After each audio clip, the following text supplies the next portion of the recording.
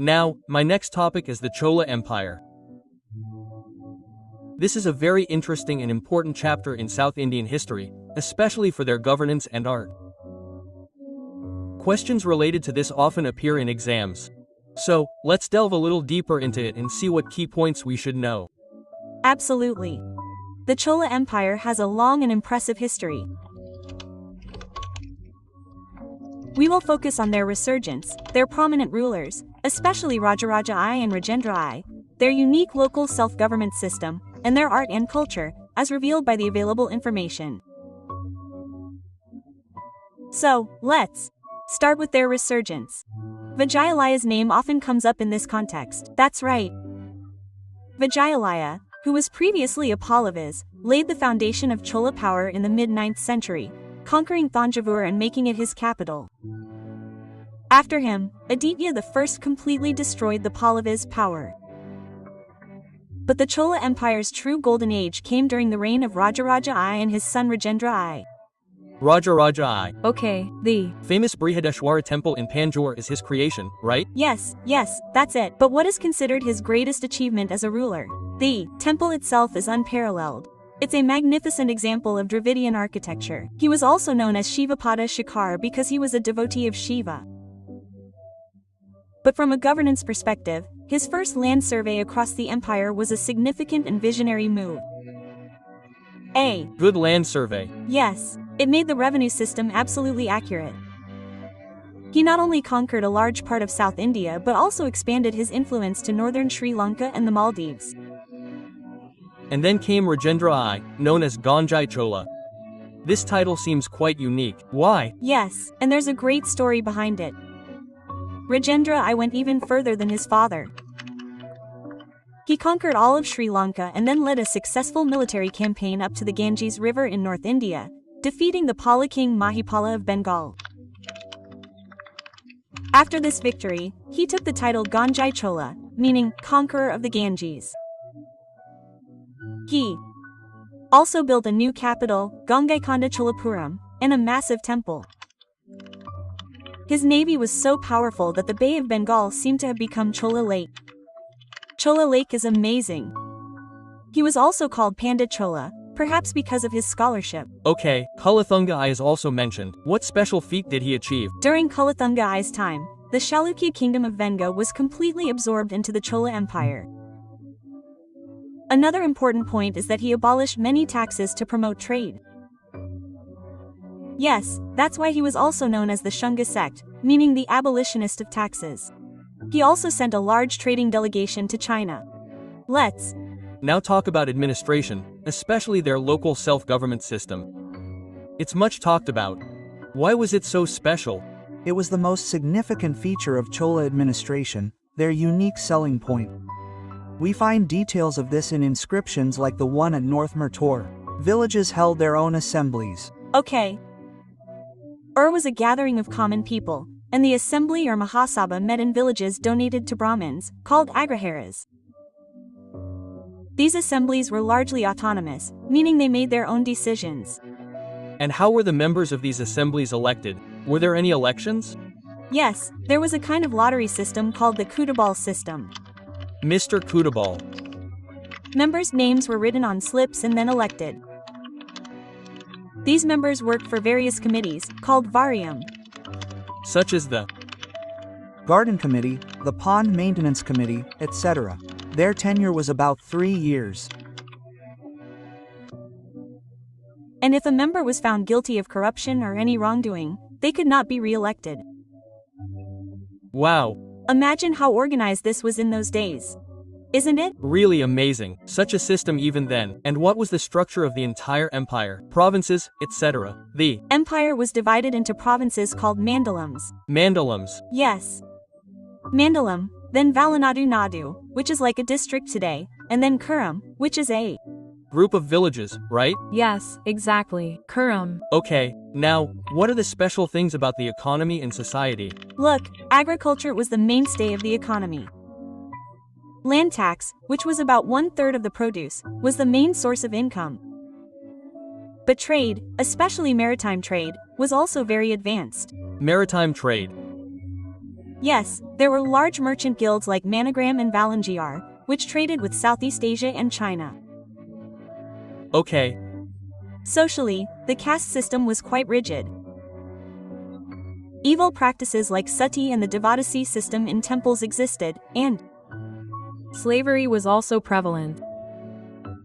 and art, besides the Brihadeshwara temple you mentioned.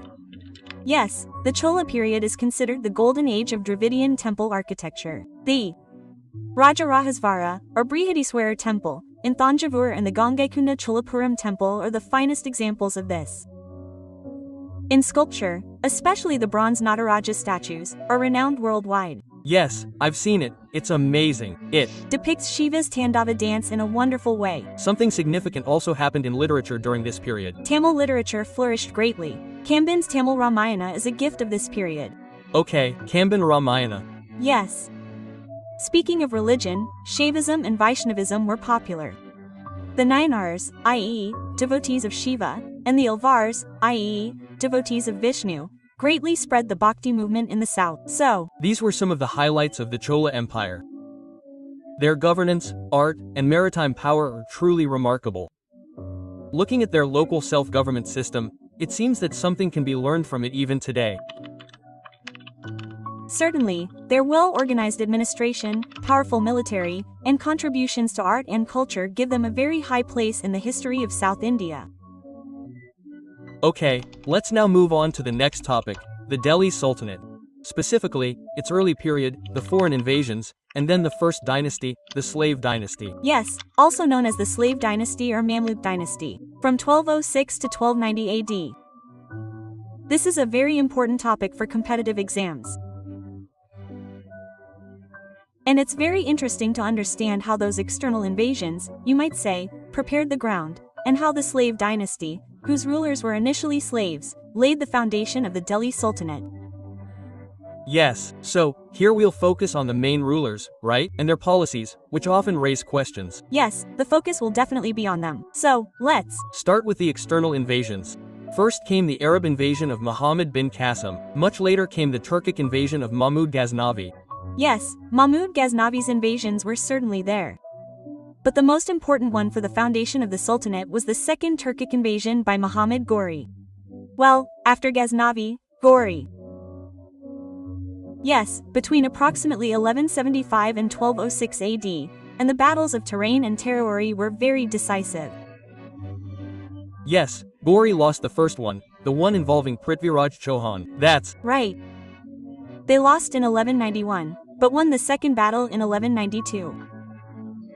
and that victory actually paved the way for Ottoman rule here.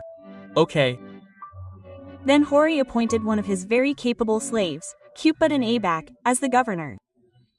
And after Ghori's death, this is where the story of the slave dynasty begins. right, Cupid and Abac from 1206 to 1210. exactly, the first sultan. He was also known as Lak Bash. Yes, Lakbash means one who gave away locks, perhaps a very generous person. Yes, absolutely. Because of his generosity, he began his rule from Lahore. Not from Delhi? No, he started from Lahore. But in Delhi, he built the Qutb Islam Mosque and the Adai Din Ka Jhopra in Ajmer. Okay, And the Qutb Minar? that too was started by Abac, wasn't it? Yes, the Qutb Minar, Delhi's identity, was laid by Abac. But he couldn't finish it. He died in a strange way. How? He was playing Chowgan, a game similar to modern-day polo. He fell from his horse and died. Oh, so who strengthened the Sultanate after Abac? I mean, who do you consider the real founder? Yes, that's a good question. Look, Abac was the founder, but if anyone can be considered the true founder of the slave dynasty, it was Iltutmish. From 1211 to 1236. What significant achievement did Iltutmish make? The First major achievement was moving the capital from Lahore to Delhi. So, Delhi became the capital of the Delhi Sultanate during Iltutmish's time. Well, that's important, yes. Then he reformed the currency. He introduced standard coins, the silver tanka and the copper jeetal. These names are often asked about. Tonka and Jeetal. Okay, And for administration, he properly implemented the Ikta system. Meaning, instead of cash salaries, officials were given land, with which they collected revenue and maintained an army. Well, this unity system and the Chalisa or Shahalgani were also created by Iltutmish. Yes, of course, the Turkane Shahalgani or Chalisa was a group of 40 loyal Turkic chieftains. This group had become very powerful. Aybak started the Qutb Minar and completed it. Okay, and at this time, there was no major challenge, external attack, etc. Yes, there was a huge challenge. The threat of the Mongol invader Genghis Khan was looming. But Iltutmish displayed great diplomacy. He refused to give shelter to Genghis Khan's enemy and saved Delhi.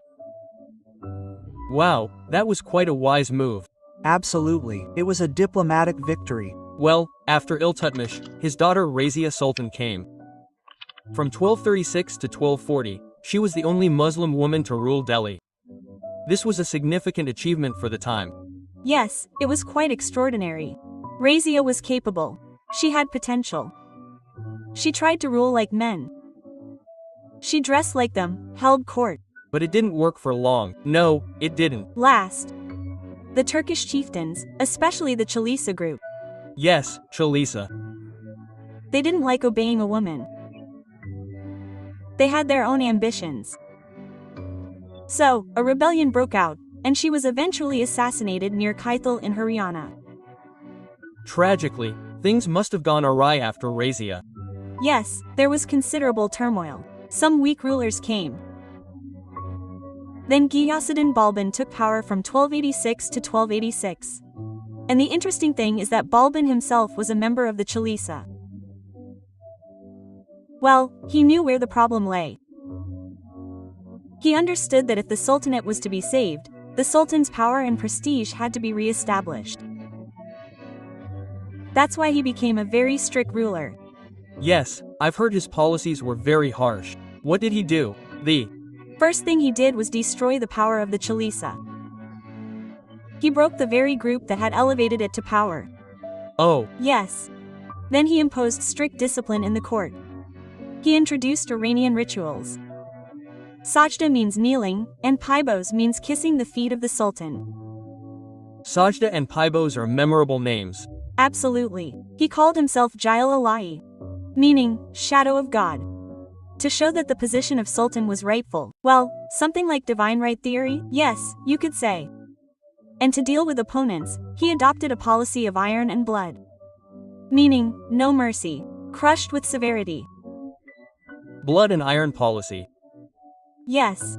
And to strengthen the army, he created a separate military department, the Diwan-i-Ars. Diwan-i-Ars. The military department. Yes. So, to summarize, the slave dynasty laid the foundation of the Delhi Sultanate. Absolutely. Delhi became the capital. Absolutely. A monetary system was introduced. Absolutely. Administrative things like unity began. Established. And a military structure was also established. Established. Aybak, Iltutmish, Razia, and Balban. These four names and their works are crucial for the exam. You're absolutely right. Their titles, such as Aybak's Lakbash, Balban's Zil-Ilahi, Iltutmish's coins, the Tonka and the Jedal, customs such as the Saida Paibas, constructions such as the Qutb Minar and the Qutb ul-Islam, and administrative matters, such as the unity system, the creation and subsequent demolition of the Chalisa by Balban, and the Diwan-i-Aqsa, are all worth remembering. So this was a brief discussion of the early Delhi Sultanate and the slave dynasty. I hope this will prove helpful in preparing for the listeners. And before we leave, I leave you with a thought.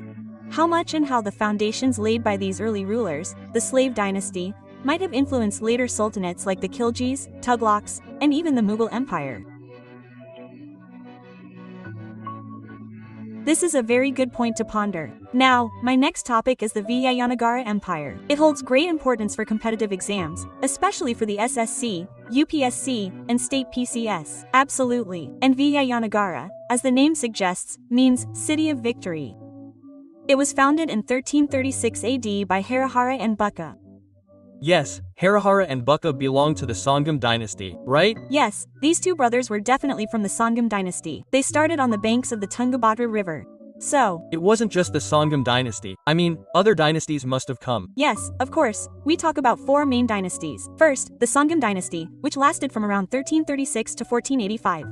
The one with Harihara and Bucca. yes, and during their time, there was that Italian traveler, Niccolo da, who Yes, He came. yes, I've heard. His accounts are considered quite important. Well, after the Sangam, came the Saluva dynasty. Their reign lasted a little less, from around 1486 to 1505 AD. okay, Its founder was Saluva Narasimha. Then came the Tulu dynasty, from approximately 1505 to 1570. Among them was Krishnadeva Raya. exactly. The founder of the Tulu dynasty was Veera Narasimha. But the most famous ruler, as you said, was Krishnadeva Raya, from 1509 to 1529. He is often mentioned. What were the highlights of his reign? Perhaps he had titles, etc. Yes, of course. He received many titles, such as Abhinav Bhoja, Andhra Bhoja, and Andhra Pitamaha, which shows how much he promoted art and literature. Meaning, he was not only a ruler but also a scholar. Yes, he was a great scholar and poet himself. He wrote a Mukta Malyata in Telugu and also wrote treatises like Jambavati Kalyanam and Ashtaparinayam in Sanskrit. Amazing. And about the Ashtadigaj? Yes, they were also in his court. They were a group of 8 great Telugu poets. Among them, Alsani Payton is considered the most prominent. Well, and construction work, temples, etc. Yes, he had a lot of construction done. The Hazara Rama Temple and the Vithal Swami Temple in Hampi are his contributions. They are magnificent. Foreign travelers also visited during his time, probably Portuguese, of Course. Devorate Barbosa and Domingo Pais, both Portuguese travelers, visited Vijayanagara during Krishnadeva Raya's time. Okay, now, let's talk about administration. What was the system for running such a vast empire? Do you hear any prominent names? Yes, 2 systems are very important.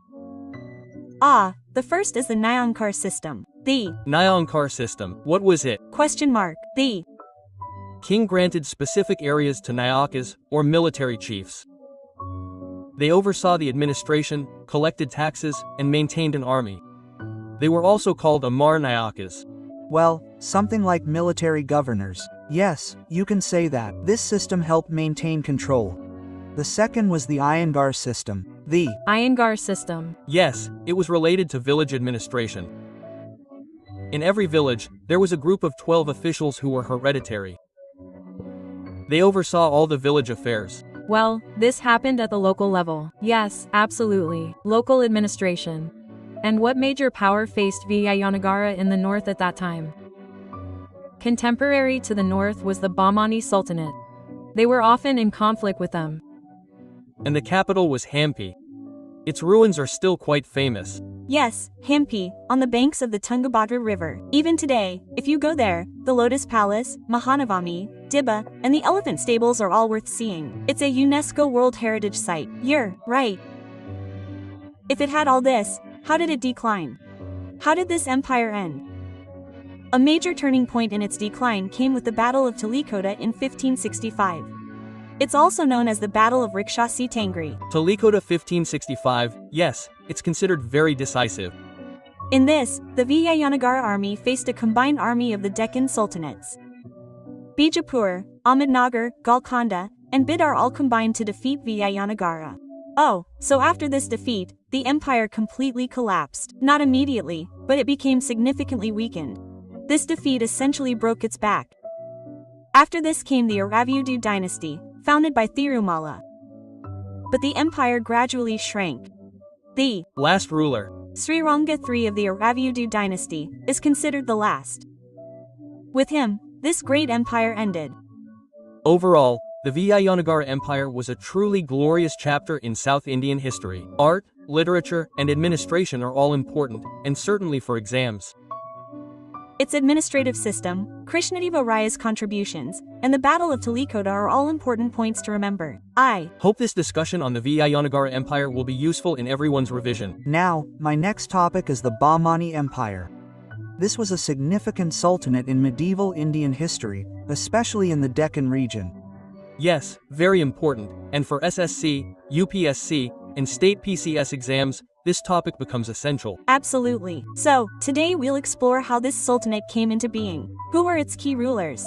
What significant events occurred? And then, how did it finally collapse? Yes, so let's start from the beginning. Its foundation was laid by Alauddin Hassan Bahman Shah. He's also known as Hassan Gangu, right? Yes, Hassan Gangu. The year was 1347 AD, and he made Gulbarga his first capital. And yes, he defeated the Kakatiyas of Warangal. Right. Hassan Gangu had a strong start. Many rulers came after him, but if we talk about some notable figures, Tajuddin Firoz Shah comes to mind. Yes, Firoz Shah. He ruled from 1397 to 1422. Absolutely. He defeated Devaraya I of Vijayanagara, which was a big deal at the time. However, he later lost a battle. Okay. After him came Ahmad Shah Wali from 1422 to 1435. One of his actions is considered very important. Which one? Moving the capital. Oh. Yes, that was a big step. From Gulbarga to Bidar. Why us? Any specific reason? Look, there could be many reasons. Perhaps Bidar seemed geographically safer, or perhaps there was a desire to expand the empire northward. It was a strategic move. We understand. This shift in the capital must have been a turning point. But as happens with large empires, the Bahmani Sultanate gradually weakened. Yes, internal conflicts, external attacks, and so on. Ultimately, it broke up into 5 separate sultanates. These 5 sultanates and their respective dynasties often appear in exams. Yes, this list has to be memorized. So, Berar was the first to separate. The year was 1484, and Fathullah Imad Shah founded the Imad Shahi dynasty there. True. After Berar, Bijapur separated in 1489. Yusuf Adil Shah founded the Adil Shahi dynasty there. Bijapur Adil Shah, yes. And when it comes to Bijapur, Ibrahim Adil Shah is essential. Architecture flourished significantly during his time. Well, Like the Famous Gol Gumbaz of Bijapur, its size, and that unique whispering. gallery? Yes, you've heard of it. It's famous all over the world. It's a gift from the Adil Shahi Sultanate. They say if you speak softly in one corner, it'll be heard in the other. It's truly amazing engineering. So, the Third Kingdom was Ahmednagar. It separated in 1490 under the Nizam Shahi dynasty of Malik Ahmed. Yes, the Ahmednagar Nizam Shahi. Then, the fourth, Golconda, in 1598, was founded by Quli Qutb Shah, who started the Qutb Shahi dynasty, and the most famous ruler of Golconda is probably Muhammad Quli Qutb Shah. Yes, he became quite famous. He founded the city of Hyderabad and built the iconic Charminar. And another interesting thing is that, along with Persian, he also gave a place to the Dakni language in the court. Yes, one important point is the promotion of the local language. Finally, Bidar became the fifth state. Around 1526 to 27, the Barid Shahi dynasty was established under Amir Ali Barid. Okay, Bidar, Barid Shahi, so that's 5. So, in short, Hassan Gangu started the movement of the capital from Gulbarga to Bidar during the time of Ahmad Shah Wali. Then the empire was divided into 5 parts: Berar, Imad Shahi, Bijapur, Adil Shahi, Ahmadnagar, Nizam Shahi, Golconda, Qutb Shahi, and Bidar Barid Shahi. Of these, Bijapur and Golconda are still known for their magnificent buildings, the Gol Gumbaz and Charminar. absolutely, these are the main points to remember. Well said. And it's also worth considering how, when a major power weakens, several smaller powers emerge in its place, and all of them carved out their own distinct identities in the Deccan, in art, culture, and architecture. So, let's now discuss the Bhakti movement. This is a crucial topic for exams like the SSC, UPSC, and State PCS. The effort will be to simplify this somewhat complex subject. Meaning, understand the main ideas, prominent saints, and their philosophies. Absolutely. And it's important to understand that the Bhakti movement wasn't just a religious wave. It was a major social and religious reform movement in medieval India. Its very essence was a simple, genuine love and devotion to God. And this spirit directly questioned the complex rituals of that time and the deeply ingrained caste system in society. Yes, right. So, we'll focus more on its various forms and philosophies today. Okay, so, where should we start? Perhaps with the most salient features of the Bhakti movement? Yes, that would be fine. Sources indicate that it placed a strong emphasis on monotheism, the worship of one God. Yes, this is a very important point. and many saints completely rejected formal rituals, yagnas, and so on. Right. They said these were superficial things. The real thing is the mind's connection with God. And look, two main paths of devotion emerged. Two paths. Which ones? One was Saguna. We call Saguna, meaning with qualities. In this, God was considered to have form and qualities. For example, the worship of idols of Ram, Krishna, Shiva, and goddesses, and the singing of their pastimes, all fall under Saguna Bhakti. Okay. And the other was Nirguna, meaning without qualities. In this, God was considered formless, shapeless, and nameless. He was not tied to any particular form or idol. Alvars of South India, who were devotees of Vishnu, and the Nayanars, who were devotees of Shiva, who are often considered the initiators of the Bhakti movement, are mostly early examples of the Saguna stream. So, what were the philosophical views? For example, I have heard about Sri Shankaracharya's Advaita philosophy. Yes, Shankaracharya's Advaita philosophy, Advaita, means that there is no two. He believed that the ultimate truth is only one and not illusion. The rest of this world, these creatures that we see, is actually a temporary form of illusion, or rather, a kind of illusion. Maya. Meaning, everything is one. Brahman is the truth. Yes, according to them, the ultimate truth is one. Illusion. There is no fundamental difference between the soul and the universe. But did everyone believe this? No, not at all. In response, other ideas emerge. For example, Ramanujacharya proposed the theory of Vishishtadvaita. Vishishtadvaita seems a bit complicated. Yes, the name is a bit similar, but the idea was that the soul and the universe are not illusion or Maya. They emerge from Brahman. They are parts of it and dependent on Brahman. But they also have their own distinct identity. Meaning, they do not completely merge into Brahman. Well, that means there's both connection and a little difference. Absolutely. Other philosophies emerged in a similar way. For example, Madhvacharya's dualism. Dvaita means two. He said that God, Brahman, soul, and the universe are eternally separate and real entities. Okay. Then came Vallabhacharya's Shuddhadvaita. Nimbarkacharya's Dvaitadvaita, meaning there were many different perspectives to explain how God, humanity, and the world are interconnected. Got it. Question mark. These were philosophical matters. Now, let's talk about the saints who brought these ideas to the common people. Ramanuja was mentioned. Ramanand's name is often mentioned in North India, isn't it? Yes, of course. After Ramanuja, Ramanand of the 14th and 15th centuries greatly strengthened the Bhakti movement in North India.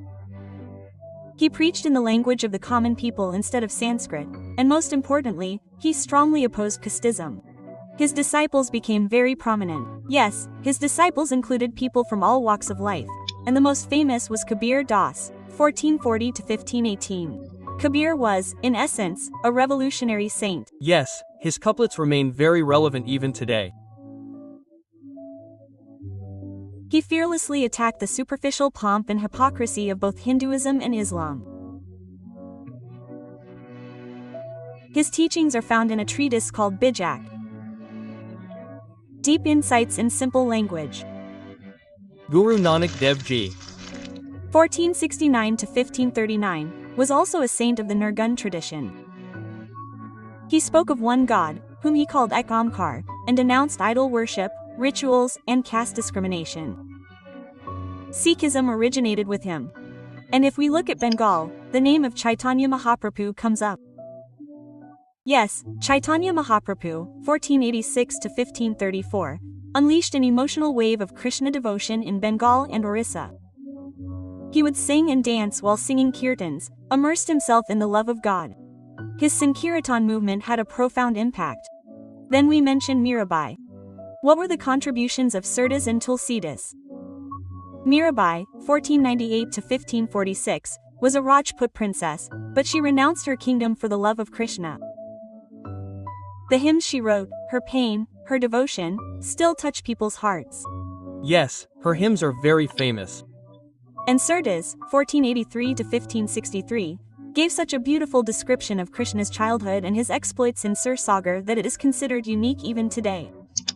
And Tulsidas, 1532 to 1623, did something truly remarkable. He wrote the story of Rama in the Ramcharitmanas in Awadhi, the common language of the time. This brought devotion to Rama to every household in North India. That's Right, the Ramcharitmanas is found in almost every household. yes. So, all of them connected devotion to the people through literature, music, and common language. This was about North India and Bengal. Was there an impact in the West and East as well, like Assam or Maharashtra? Absolutely. In Assam, Shankardev, 1449 to 1568, propagated Vaishnavism. He established monasteries called satras and also started a dance form called Satriya, which is now a classical dance form. Well, Satriya dance was started by Shankardev. This is new information. Yes. And Maharashtra has a long and rich tradition of the Bhakti movement. Dnyaneshwar, 1271 to 1296, who at a very young age wrote a commentary on the Bhagavad Gita in Marathi. Dnyaneshwari. Ganeshwari, yes, I've heard of it. Then there's Namdev, 1270 to 1350, who was a tailor but became a great saint. Eknath, 1533 to 1599, Tukaram, 1598 to 1650, whose Abangs, devotional verses, are still sung with great love in Maharashtra, and Samarth Ramdas, 1608 to 1681, who is also considered Shivaji's guru. He wrote Dasbodh, Meaning, this wave spread throughout India. yes, from north to south, east to west. It greatly promoted regional languages. Literature was created. New streams of music emerged. This wasn't just a religious movement, it was also a cultural movement. And finally, how did the tradition of Sikh gurus continue after Guru Nanak Dev Ji? I analyzed it, and its special feature is that it includes not only the teachings of the Sikh gurus but also the works of other Hindu and Muslim devotee saints like Kabir, Namdev, Ravidas, and Baba Farid. Well, this is truly remarkable. Yes, it is a great example of the religious tolerance and coordination of that time.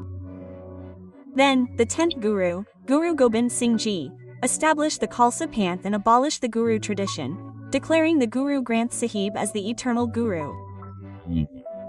So this entire tradition shows how the Bhakti movement also developed into an organized religion. Absolutely. So, This was our brief but very important discussion on the Bhakti movement. Welcome. Today we are opening a very important and, frankly, fascinating page in the history of medieval India, the Sufi movement. Yes, absolutely. This was a period when, you might say, a new wave of devotion and spirituality was rising, and Sufism holds a very special place within it. Even from an exam perspective, this is a very important topic. Well said. Our goal isn't just to memorize names, but to understand the philosophy behind Sufism through specific terms. Right? And we need to understand the silsilas, or orders, of the major saints in depth. So, we can. form a clear picture. So, let's begin. Yes, definitely. First, let's take a look at some basic terms that we hear frequently. For example, what does this word, tasawwuf, mean? Look, tasawwuf simply means Sufism. It means the spiritual path within Islam that emphasizes direct love and direct experience of God. Okay, And the guides on this path, the gurus, were called sheikhs or pirs. sheikhs or pirs, okay, and their disciples were called. Followers. Yes. Followers or disciples were called murids. Murids. Yes. And when the guru chose his most capable disciple to carry on his work and teachings after him, he was called a khalifa, meaning successor. You understand, Khalifa, successor. Well, where did these saints, pirs, and disciples live? I've heard a term called Kanka. Yes, Kanka was the residence of Sufi saints, but it wasn't just a place to live.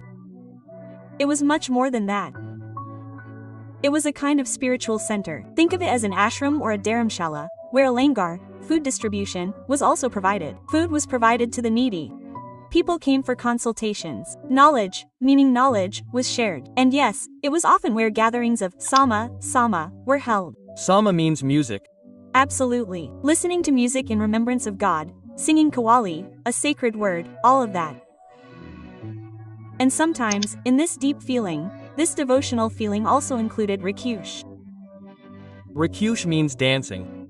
Yes, you could call it a kind of spiritual dance, performed in joy and in the love of God. The aim of all this was spiritual progress, the culmination of which was fana. The Word fana itself sounds profound.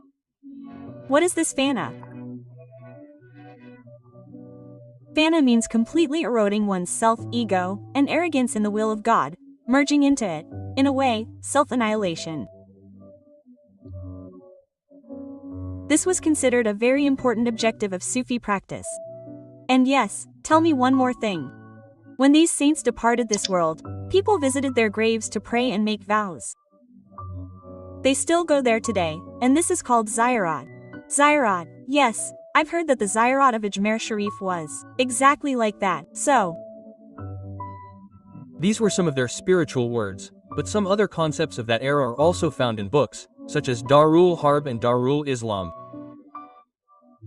Yes, see, this classification is found in some sources, in some ideas of that time. Darul Harb means the land where there is no Islamic rule or law, and Darul Islam is where Islamic law is applicable. Okay. Similarly, words like jihad and mujahid also appear in the context of that era. These were the ideas we encounter at the time. We should simply understand them in that context. Right. Now, let's turn to the specific Sufi saints and orders that truly impacted India.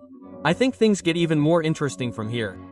Yes, of course. If we go back a little to the 11th century, Khwaja Ali Hujveri is a prominent figure in Lahore. People still know him as Dataganj Bash and visit his shrine. Dataganj Bash Lahore. Okay. Then there was another important order in India, the Surawardi order.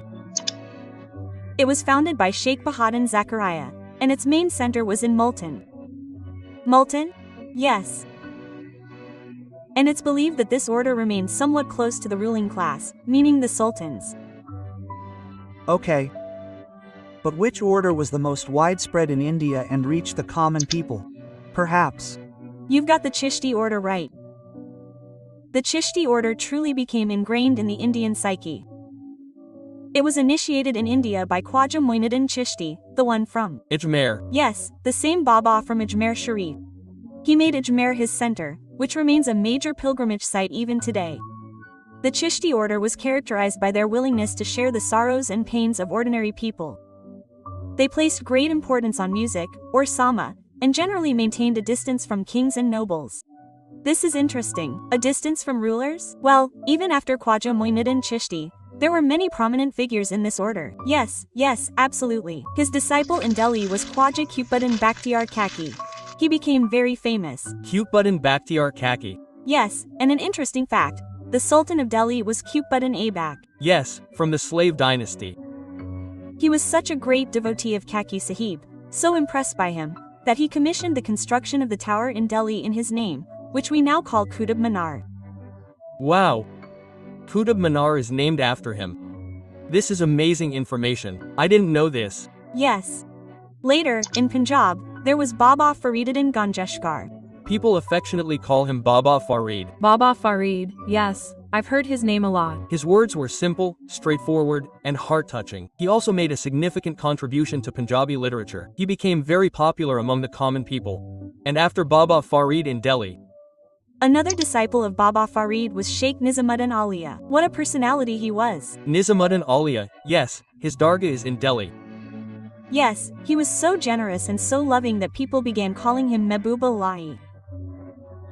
Mehboob Allahi means beloved of God. Absolutely.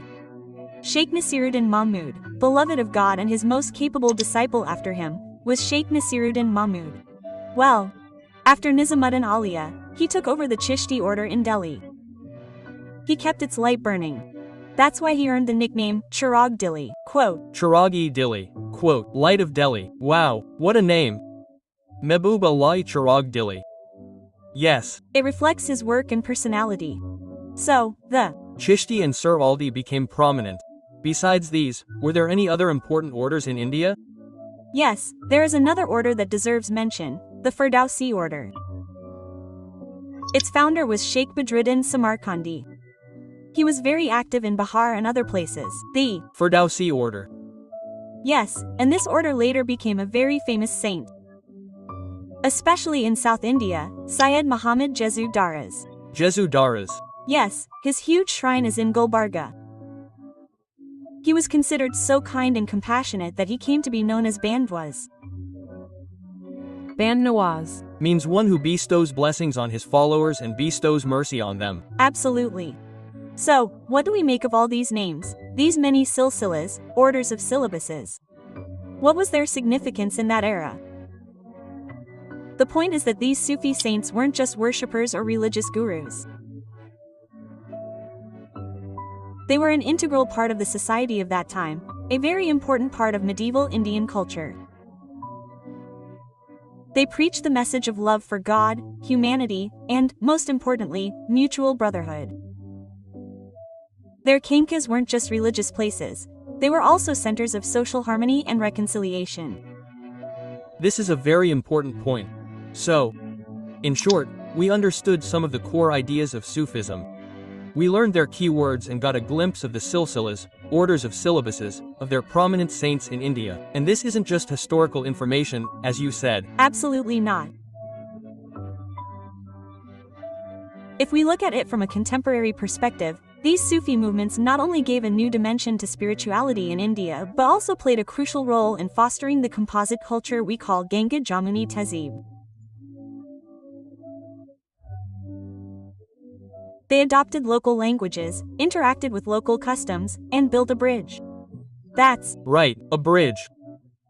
And as we conclude this discussion, perhaps we can leave our listeners with a question to ponder. Yes, of course. How relevant is the message of love, tolerance, and humanity that these Sufi saints preached centuries ago in our world today? How relevant is it? That's a very good question. It's indeed worth considering. Well, good luck. Today, we'll delve a little deeper into the period of the Mughal Empire that followed Akbar. That means we'll focus on rulers like Jahangir, Shah Jahan, and Aurangzeb. Their policies, the challenges they faced, and their legacy will attempt to understand how their decisions transformed this vast empire. Absolutely. This was a time when the empire reached its peak, yet internal cracks began to appear.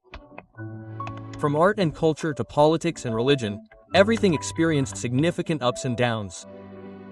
And yes, understanding these rulers is crucial to understanding Indian history, especially from an exam perspective. So, let's start with Jahangir. His reign lasted from 1605 to 1627. One of his most famous initiatives was the Zinhai-e-Adal, chain of justice, installed in the Agra fort. It is said that any common citizen could ring it and seek justice directly from the emperor. This is an interesting idea for establishing direct communication. Yes, and during this period, if you look closely, the influence of European powers also intensified. First, Captain Hawkins arrived, then, Sir Thomas Roe, as the envoy of the King of England. And it was Jahangir who allowed the British to establish a factory, a trading post, in Surat, the consequences of which, we all know, were far-reaching. Yes, that's true. During Jahangir's reign, Nur Jahan's influence grew significantly. Mehran Nisa was her real name. She was the only Mughal empress whose name was used to issue coins. This demonstrates her political influence, of course, but Jahangir's reign was not without its challenges. For example, the assassination of Guru Arjan Dev Ji, the fifth Sikh guru. This was a tragic event. Furthermore, his own son, Khurram, who later became Shah Jahan, rebelled. Mahabat Khan also rebelled. Yes, these were internal difficulties. Jahangir wrote his autobiography, Tuak-e-Jahangiri, in Persian. This provides a very direct insight into his personality and rule. His tomb is in Lahore. Now, after Jahangir, comes Shah Jahan. 1628 to 1658. His period is known as the Golden Age of Mughal architecture. Yes, of course, the Taj Mahal, the Red Fort, and Delhi's Jama Masjid are all Shah Jahan's creations. The Diwan-i-Am, Diwan-i-Khas, and the Peacock Throne all reflect the grandeur of that era. These weren't just buildings, they symbolized imperial power and grandeur. However, some historians also argue that this grandeur was a heavy burden on the treasury. This is true. The construction cost was enormous. Shah Jahan expanded Mughal influence in the south, annexing Ahmednagar. Bijapur and Golconda also accepted his suzerainty. Many European travelers visited during his time, such as Bernier and Tavernier of France and Niccolò Manucci of Italy. Their accounts provide fascinating insights into the era. One traveler, Peter Mundy, even mentions a terrible famine during Shah Jahan's reign. Yes, these travelers' accounts are very important sources. But Shah Jahan's last days were tragic. As soon as he fell ill in 1657, a fierce war of succession broke out among his sons. Major battles like Dharmat, Samugar, and Deori took place. And Aurangzeb emerged victorious, isn't it? He usurped power by defeating his brothers, especially Dara Shikoh. And Shah Jahan was imprisoned. Yes, he was placed under house arrest in the Agra fort, where he died in 1666. He is buried in the Taj Mahal. Now we turn to Aurangzeb. He reigned for a long time, from 1658 to 1707. He took the title of Alamgir, meaning conqueror of the world. During his reign, the Mughal Empire expanded perhaps the most, especially in the south. Absolutely, the empire reached its peak in terms of area. Aurangzeb conquered Bijapur in 1686 and Golconda in 1687, annexing them. But his policies were also quite controversial. For example, he appointed motasibs, officials, whose job was to monitor the moral conduct of the people, according to the Sharia law. And most importantly, he reimposed the jizya tax on non-Muslims, which Akbar had abolished. Yes, the reimposition of jizya is considered a major step. It was a kind of religious tax that non-Muslims had to pay in exchange for their protection and religious freedom. This move sparked considerable resentment. Then, the 9th Sikh Guru, Guru Tegh Bahadur Ji, was murdered in 1675 on Aurangzeb's orders when he refused to convert to Islam. These moves undoubtedly increased tensions within the empire. However, due to his personal simplicity and religious zeal, some even called him Zinda Pir, meaning living saint. He also authored the Fatwa Alamgiri, a collection of Muslim laws. He was quite simple in his personal life. However, his long reign, especially the long and costly wars with the Marathas and other powers in South India, severely weakened the imperial treasury and put a heavy strain on the empire's administrative structure. He died in 1707 and was buried in Kutubad, also known as Daulatabad. After Aurangzeb, the Mughal Empire rapidly declined, during what we call the post-Mughal period. Yes, of course, Bahadur Shah I, whose real name was Shah Alam I, followed by Jahandar Shah, Farrukhsiyar, and Muhammad Shah Rangila, to name a few. During their reign, central power steadily weakened. Subadars grew powerful and began to behave like independent states. During the reign of Muhammad Shah Rangila, Nadir Shah launched a devastating attack on Delhi in 1739.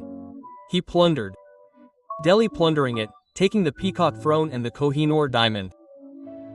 This proved to be a major nail in the coffin of Mughal power. This was followed by the invasions of Ahmad Shah Abdali, Alamgir II, Shah Alam II, and Akbar II were all reduced to mere nominal rulers. There must have been some administrative structure to run such a vast empire. How did it function? Well, there was a structure. The empire was divided into provinces, or subas. The head of a suba was called the subadar or nizam. The subas were further divided into sarkars, or districts. They had officials like the Fajdar, law and order officer, and the Amalguhar, revenue clerk. These sarkars were further divided into parganas or talukas, where the Shikhdar, law and order officer, and the Kanungo, law clerk, were the main officials responsible for maintaining revenue records. The smallest unit was the village, headed by a mukaddam or chaudhry. But this structure must have weakened. Yes, as the central government, the emperor, weakened, the governors and local officials began to act arbitrarily. Revenue flow to the center decreased, and the entire structure began to crumble. Expansion was also witnessed, along with grandeur and the flourishing of art. But also internal conflicts, controversial policies, and ultimately, the beginning of decline. It's fascinating to consider how the personal decisions of individual rulers, their ambitions, their religious and political policies, could shape the fate of such a vast empire. Of course, each era had its own complexities and lessons. Thank you very much for today's discussion. We hope all this information was useful to our listeners. Keep listening and keep learning. If you enjoyed this podcast, please like, share, and subscribe to SCC Guru Talks and share it with your friends. Jai Hind.